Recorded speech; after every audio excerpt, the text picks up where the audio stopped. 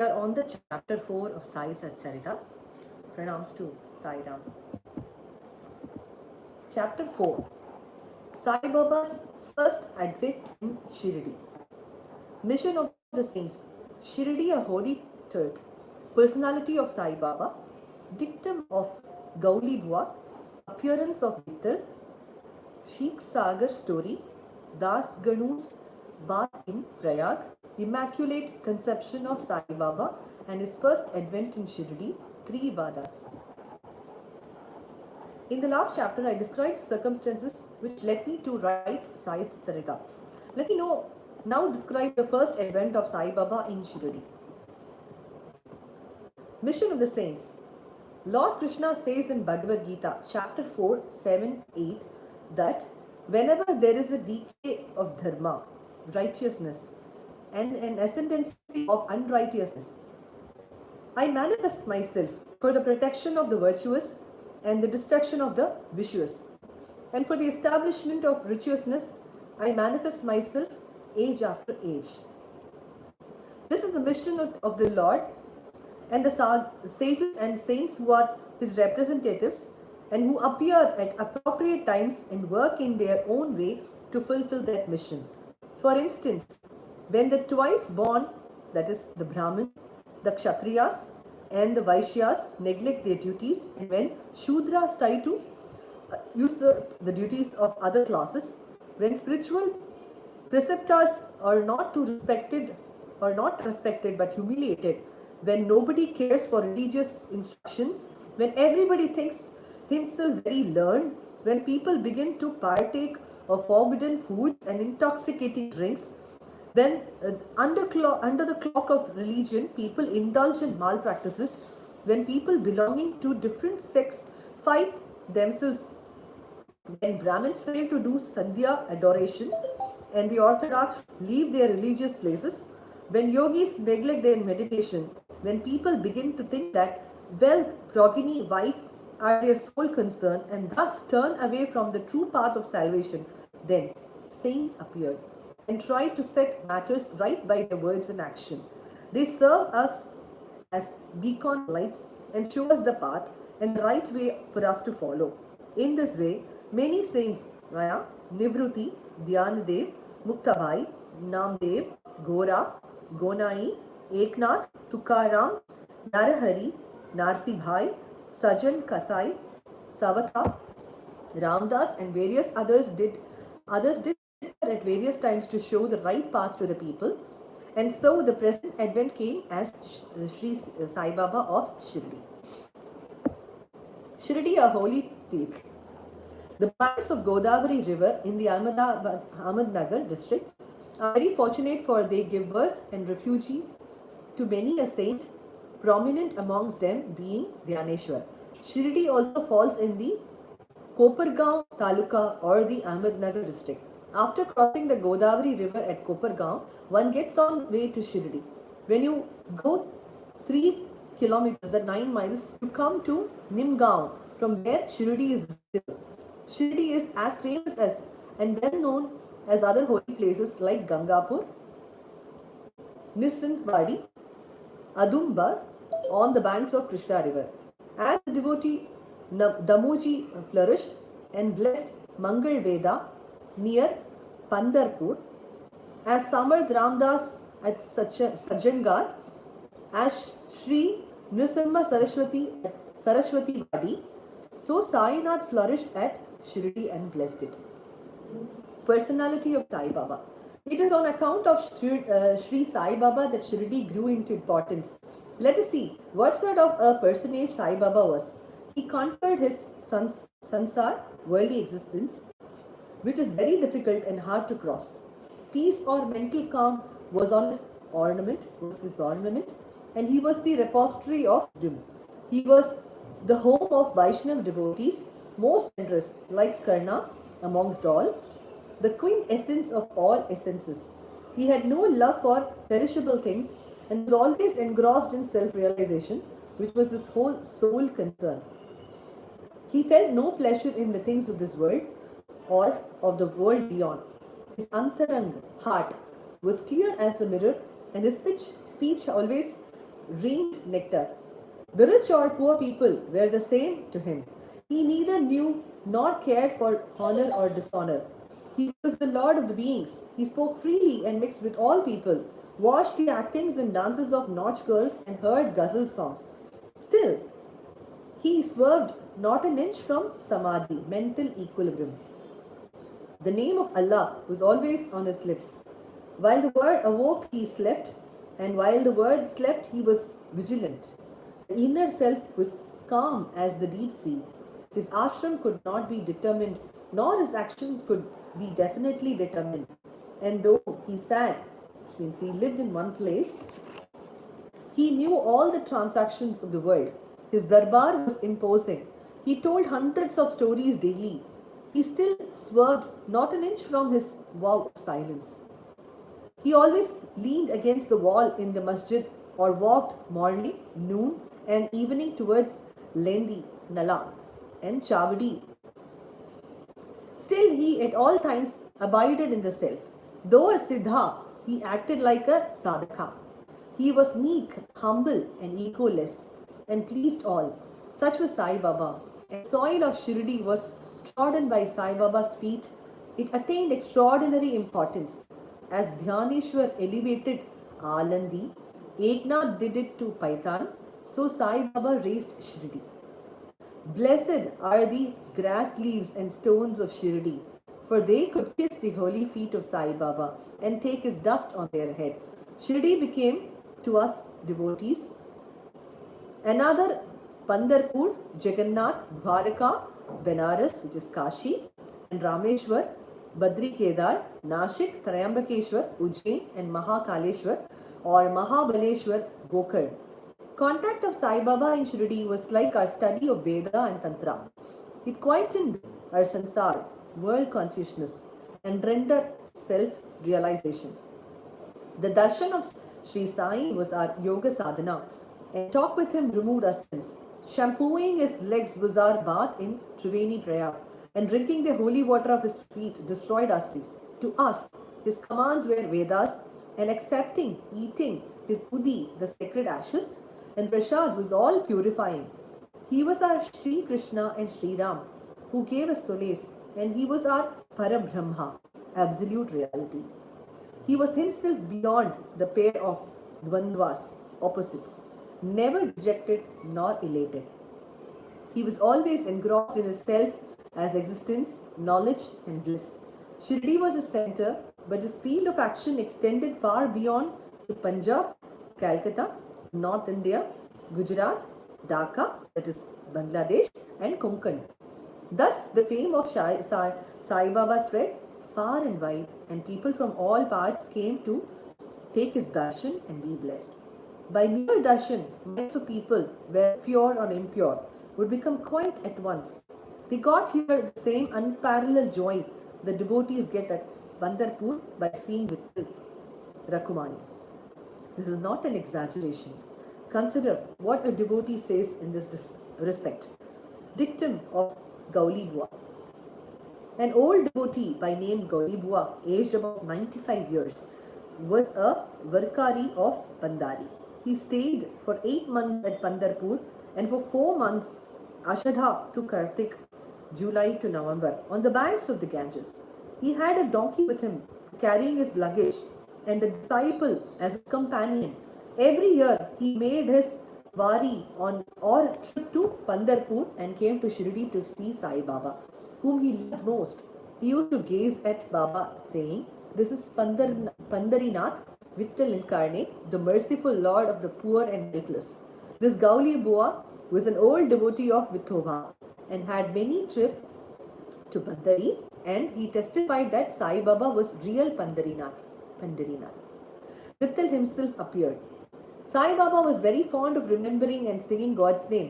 He always uttered Allah Malik, God is Lord, and in his presence made others sing God's name continuously, day and night, for all the 7 days of the week.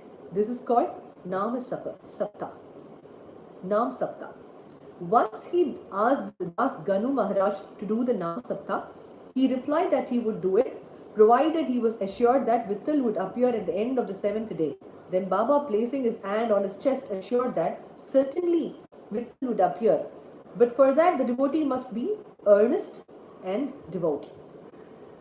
The Dankapuri, Thakur of Dakurnath, and Pandari of Vittal, the Dwarka of Ranchod, the Krishna, is here, which is Shirdi. One need not go far out to see Dwarka. Will Vittal come here from some outside place? He is here. Only when devotee is bursting with love and devotion, Vittal will manifest himself here in Shirdi. After the Saptha was over, Vittal did manifest himself in the following manner. Kaka Sahib Dikshit was, as usual, sitting in meditation after his bath. He saw Vittal in a vision. When he went at noon for Baba's darshan, Baba asked him point blank, "Did Vittal Patil come? Did you see him? He is a very trod fellow. Catch him firmly, otherwise he'll escape if you are even a little inattentive." So there is a passage here. Mr. B.V. Dio, the retired Mamlatdar of Thana, has proved by his researches that Shirdi comes in the limits of Pandarpur, which was the southernmost center of Dwaraka, and therefore Shirdi was Dwaraka itself. This is via Sai Leela, volume 14, number 123. I have come across another definition of Dwaraka quoted from Skanda Puran by K. Narayana Iyer in his Permanent History of Bhakta Varsha, volume 2, part 1, page number 90, which runs thus. It's written in Hindi. The place where doors are open for people of the four Brahman, Kshatriya, Vaishya and Shudra classes for accomplishing the four Purushasthas via Dharma, Artha, Kama, Moksha is called Dwaraka by the wise philosophers. Baba's masjid in Shirdi was not only open to the four classes but to the oppressed, untouchables, lepers, etc. like Bhagoji Shinde, and therefore it is very appropriately styled as the Dwaraka.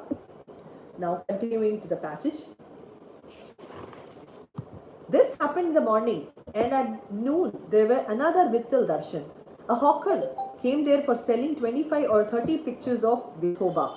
This picture exactly tallied with the figure that had appeared in Kaka Sahib's vision. On seeing this and remembering Baba's words, Kaka Sahib Dikshit was much surprised and delighted. He bought one picture of Vithoba and placed it in his shrine for worship. Bhagavantrao Kshir Sagar story.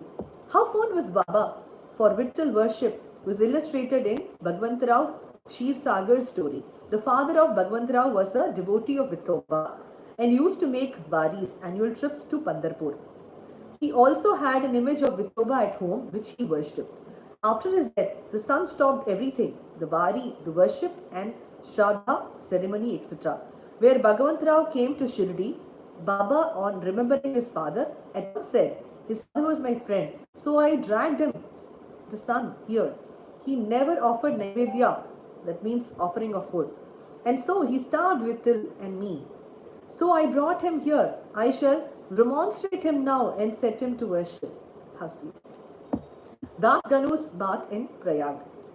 The Hindus think that bath in the holy Tirth of Prayag, where the Ganga and Yamuna meet, is very meritorious, and thousands of pilgrims go there periodically to have the sacred bath there. Once Das Ganu thought that he should go to Prayag for a bath and came to Baba to get his permission for doing so. Baba replied to him, "It is not necessary to go so far. Our Prayag is here, believe me." Then wonder of wonders. When Das Ganu placed his head on Baba's feet, out flowed streams of Ganga Yamuna water from both the toes of Baba. Seeing this miracle, Das Ganu was overwhelmed with feelings of love and adoration, and tears filled my eyes. Inwardly, he felt inspired, and his speech burst forth into a song in praise of Baba and his Leelas. Immaculate conception of Sai Baba and his first advent in Shirdi. Nobody knew the parents' birth or birthplace of Sai Baba.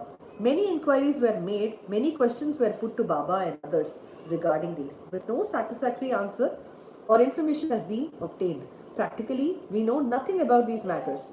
Namdev and Kabir were not born like ordinary mortals. They were found as infants in mother of pearls. Namdev being found on the bank of Bhimrati river by Gonai and Kab on the bank of Bhagirathi river by Tamal. Similar was the case of Sai Baba.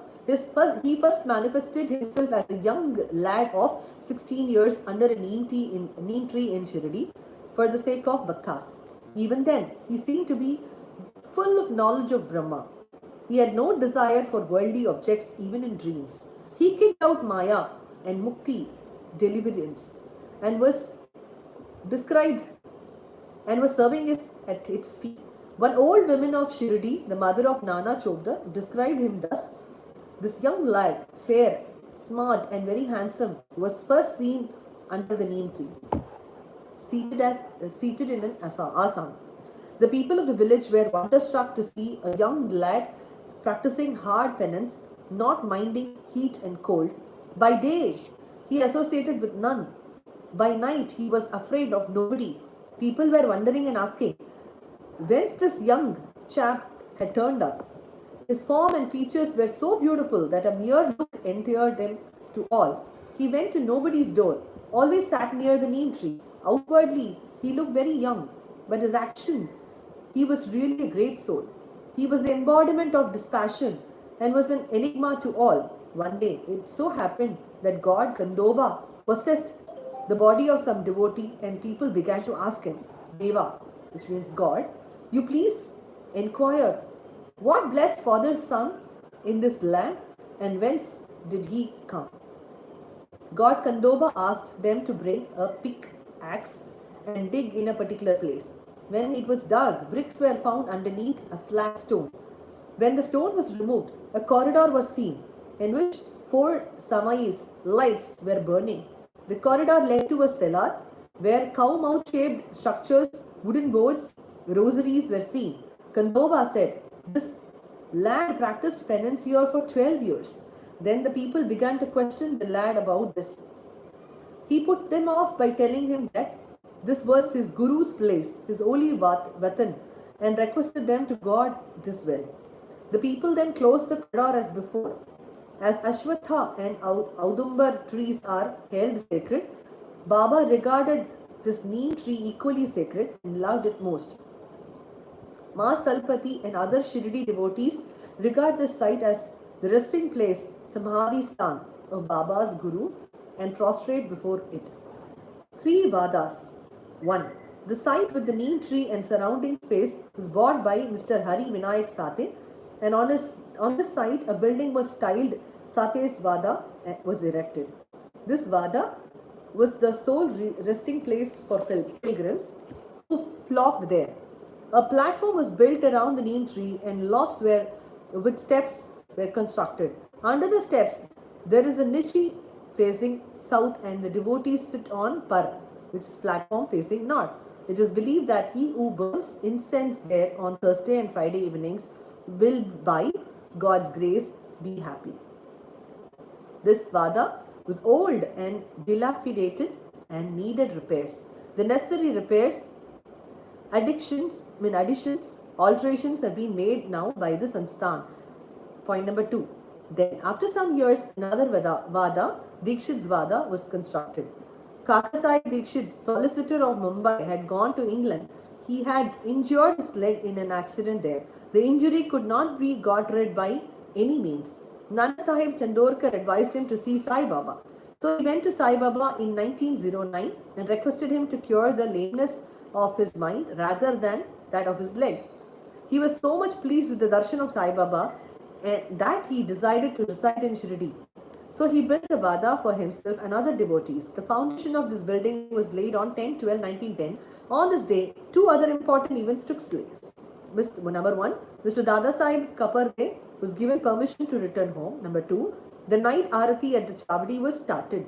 The Vada was completed and inhabited on the Ramnavami day in 1911 with due rites and formalities. Point number 3, then another Vada or palatial mansion was put up by the famous millionaire Mr. Bhuti of Nagpur. A lot of money was spent on this building, but it was all well utilized as Sai Baba's body is resting in its Vada, which is now called as Samadhi Mandir. The site of this mandir formerly had a garden which was watered and looked after Baba. 3 vadas thus came up, where there were none formerly. Of these, Sadhavadas was the most useful to all in early days. The story of garden, which was attended by Sai Baba with the help of Vamana Tatya, the temporary absence of Sai Baba from Shirdi, and his coming again to Shirdi, the marriage party of Chand Patil, the company of Devakis, Janakidas and Gangage, Baba's wrestling match with Moiddin Kamboli residing in the masjid, love of Mr. Dengal and other devotees and other incidents will be described in the next chapter. Bow to Sri Sai, peace be to all. Om Shri Sai Ram.